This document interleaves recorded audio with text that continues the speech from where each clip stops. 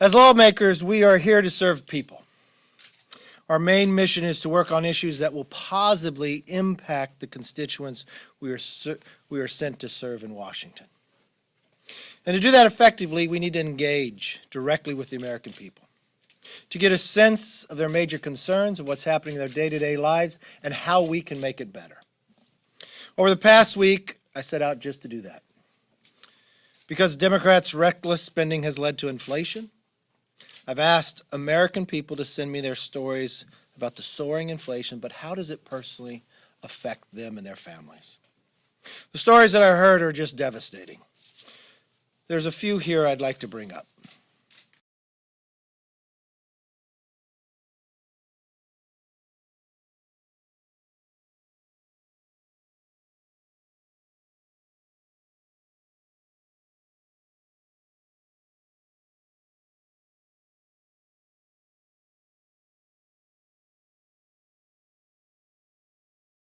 Last year it cost $35 to fill up. This time it costs $92. How many of us across America have actually felt that as they fill their cars up? Katrina from Idaho, gas is $3.70. Milk is almost $3 a gallon. We have cut spending at the grocery store a bunch since prices have gone up. No extra outings or eating out. Home improvements are on hold till prices come down. Mike, a lead pastor at the church. My wife can't do as much as we used to do for others. So we're not liking that. We're on a fixed income and working on building a church congregation from scratch. We are seeing many who are going without food, medication, etc. So we're taking food to them to hopefully make their lives easier. Inflation is destroying America's ability to strengthen their financial security. As I watched a clip from the President's town hall last night, I couldn't see a person more out of touch. A small business owner struggled to survive through the pandemic. He's got government now competing with him, paying higher unemployment, an extra $15 an hour, where he can't bring people back to work. And what's the president's answer? Just pay more. I wish the president understood what it was like to own a small business. For all the small business owners, they're the first to work, last to leave, and last to be paid. What they just went through in the pandemic, so many of them did not make it. They shut down and all their investment is gone. They're trying to survive today, and that's the response they get.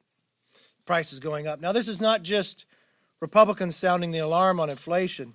Larry Summers, who served as Treasury Secretary for President Clinton and Chief Economic Advisor for Obama-Biden administration, has been warning since February that Biden's big spending agenda would lead to inflation. Unfortunately, Larry was right. And last week, Biden's own Treasury Secretary, Janet, acknowledged that Americans have to brace for several more months of rapid inflation. So it's just not the three stories we told. It's not hope we can tell them. The White House tells them, the Treasury Secretary, prepare for more, eat less, drive less. This week, the president, in his choice words, that prices are now up. And what has he proposed? More spending. Not working together. Not finding that you can put an infrastructure bill together to build more roads for less, but it has to have Bernie Sanders' approach of $3.5 trillion. If the president won't listen to us, the president won't listen to his own economic advisors back when he was vice president, I don't know who he'll listen to. But America deserves more. Republicans will continue to work to bring inflation down, secure our borders, and stop crime in the streets. Because unfortunately, since Democrats have taken the majority, we took the majority in the House, the first thing they did was defund the police. I watch in my own home state, people just walk into stores and walk out without paying. I watch stores, big name brands like Target, just have to close down because they can't survive in a big city like San Francisco. We watch crime continue to rise, where we see young kids walking the streets of New York being tackled as one person's running from another being shot.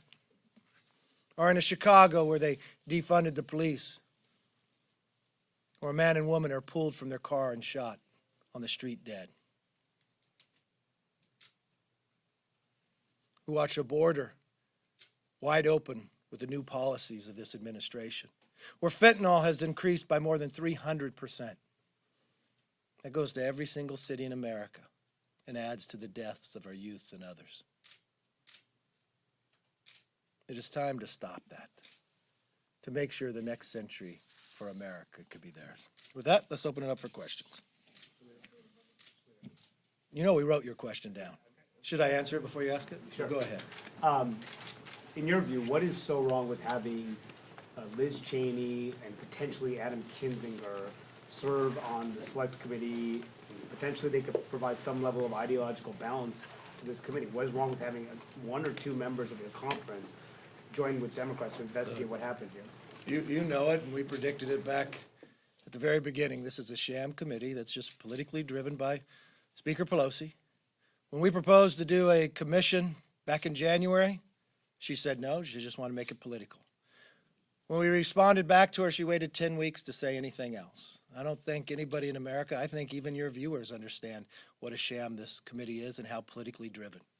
For her to pick and choose who can serve on, to say that the ranking member of Judiciary who would have jurisdiction cannot serve. When she decides that Jim Banks, who served his nation in the Navy in Afghanistan, that he can't serve here. When she selects a chair of the committee that believes Republican senators are equal to terrorists, just dropped a lawsuit against the president, and objected to the electors when it came to the election of George Bush, I think even you would understand that. Yes, sir. Punish them in any way? Yes, sir. Can we talk about infrastructure for a second? I mean, how do you view the Senate's bipartisan infrastructure bill? Have you been briefed on the details by any of your colleagues? You know, they continue to move. I haven't seen all the details. I would say, first of all, I'd like the idea of people working together and having an infrastructure bill. I think if there's one thing we should be able to do is infrastructure. I laid out to the president what I thought a bipartisan infrastructure bill would look like. The first thing you'd have to do is agree on what infrastructure means: roads, bridges, highways, broadband, and airports. I think we would then look at the need of the nation. We'd want to make sure we could make some reforms with NEPA and others, so you wouldn't wait a decade to build these, so your money would go further. And I think we could find compromise there. The most difficult part is at that moment in time when they did get an agreement. The president said there was an agreement, but in the same day he said, no, I still need the other $3 trillion. You just listen to the stories. Since this new administration and Democratic majority, they proposed a bill with a nice title, but it has nothing to do with it. We watched what they did back at the beginning of the year when they called it a COVID bill with less than 9% going to it, but now we have inflation. I would like the idea of a bipartisan infrastructure bill. There is one, so do you have any view? No, they don't, even they tell you they can't vote on it yet because they don't have one. I think it matters in the details. I think $1 trillion is a lot of money, so I'd like to see the details. But in the concept of a structure of putting one together, I'd like to do that. Yes, ma'am. About a few weeks ago, you said that, I don't know in history where someone would go get their committee assignments from the speaker and expect for them to have them for the conference as well. Where are you right now as far as I'm right here. As far as committee assignments are concerned with Cheney and potentially Adam Kinzinger? Should they be stripped of their committee assignments, and have any members come to you asking them, or rather Cheney in this case, to have her be stripped of her committee assignments as of now? Look, our main focus is making sure that we stop the runaway inflation the Democrats have caused. The idea of securing our borders, of making sure the crime that is rising in California throughout the entire nation because of defunding the police, that we stop all that. I understand from a standpoint that others could be busy on other things. I think it's a conference decision. The conference will look at it. Yes, ma'am. Mr. Lader, you got your vaccine at the end of last year and have been a proponent of them. In recent days and weeks, we've seen more Republicans advocate for people to get vaccines. Why the shift in tone? I don't understand how I shifted my tone. I've been Not your tone. I'm saying we've seen more Republicans come out advocating for a vaccine. So I'm saying just generally in terms of your party, why the Well, I disagree with the nature because I don't think we shifted in our tone. I mean, the Republicans advocated for Operation Warp Speed. We funded it. We looked from it. When I sat back and I watched the then Senator of California criticize and question whether they should get a vaccine as she was running for vice president, or I watched the number of Democrats in the House go to the microphones and criticize for Operation Warp Speed and with the vaccines. Think about what we were able to accomplish in such a short amount of time, where even Dr. Fauci said it was impossible to do that quickly. And the idea that we could have not one, but more than 3 vaccines out there. The investment we made, I think many times people will study that. The number of lives we're able to save after this virus has come from a foreign land. I think Republicans will go down from a perspective of looking forward and saving a lot of lives. And I don't think we've changed from that position at all. Maybe at times through media, people are just now hearing it, but it wouldn't be here if it wasn't for that leadership. And the President Trump deserves a lot of credit for that. I know when President Biden, I know he got the vaccine before he was sworn in and somehow he thought he created it, but his own vice president criticized it, which was not good for the American public, which was real concerning to all of us, that people would sit there and criticize something that could save a lot of lives. Yes. On vaccines again, there was a meeting or an event with some GOP members earlier this morning advocating their constituents take the vaccine. Should House members, Republican and Democrat, be putting out statements, doing events to show that this isn't a partisan issue? Well, I think when members first got the vaccine, that's what they were doing and showing. I mean, I believe that's continuing to be going forward. More information should be provided, because at this moment in time, I think anyone that wants a vaccine should be able to get it. But I think the aspect to it, many times, if people have questions about it, let's answer the questions. Let's not say, oh, you can't put any information out. I think what would really have people have greater trust, provide all the science, provide all the information, instead of trying to withhold something. That would bring somebody more doubt. And I think that's a wrong approach, and I think at times we hear that from the White House, and that's just wrong. Yes, sir. Thank you, Mr. Leader. We've seen, the Senate hold individual hearings on January 6th, but given that what was supposed to be the authoritative investigation on it is now fractured, can you confidently say to the public that Americans are going to get a comprehensive and honest accounting of what happened that day? I would hope so. I thought, from what the Speaker has done, that puts a great deal of doubt in it. I mean, at no time in the history of a select committee in America, and I checked with the historian, has what Speaker Pelosi done ever happened before. The idea that she's going to pick and choose, you're not going to get an outcome. I mean, she's picking and choosing, and she put a chairman on that objected to the election of George Bush. She put a chairman on this committee that just had to now pull back on his lawsuit against President Trump.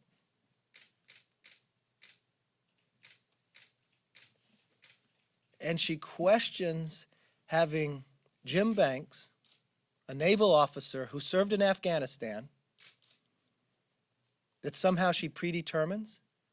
I mean, it doesn't matter today what she does with that committee, because it's not going to change the outcome of what it seems like a predetermined or already written report. And at the same time that she played politics with this for 6 months, the Senate acted. The FBI has investigated. And the architect of the Capitol has $10 million. What really comes down to is there's 2 questions.